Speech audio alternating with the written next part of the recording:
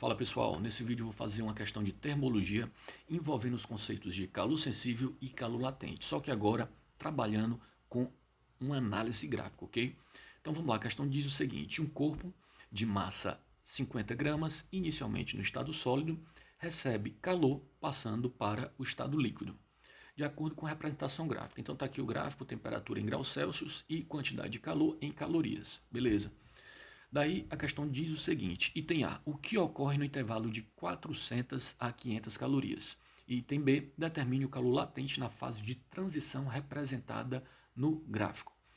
Beleza, então vamos lá. A primeira coisa que eu devo fazer é me atentar para o fato de que quando eu estou trabalhando com o gráfico temperatura versus quantidade de calor, a reta que tem inclinação, que no caso é essa aqui e essa outra, né, estão inclinadas, significa dizer que tem variação de temperatura, né? Perceba, nessa primeira reta aqui, daqui para cá, eu tenho uma variação de temperatura de 0 até 40. E nessa outra, eu tenho uma variação de temperatura de 40 até 80. Ora, se há variação de temperatura, então, obrigatoriamente, a quantidade de calor é do tipo sensível. Então, esse cara aqui, eu tenho calor sensível, e nesse cara aqui, eu também tenho calor sensível. E essa outra, por sua vez, onde a temperatura é uma constante, está aqui em 40, certo? Ela não varia, mesmo recebendo uma quantidade de calor, né? Ele foi de 400 até 500, significa dizer que é uma quantidade de calor do tipo latente, onde não há variação de temperatura, apenas mudança no estado físico da matéria, ok?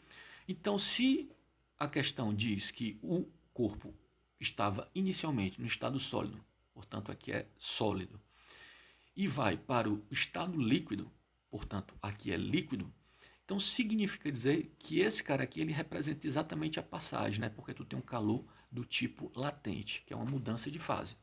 Então, se vai do sólido para o líquido, a mudança de fase é fusão, ok? É a passagem da fase sólida para a fase líquida. Então, item A é exatamente isso, né? O que ocorre no intervalo de 400 a 500 calorias, que é esse pedacinho aqui, de 400 a 500 calorias, ok?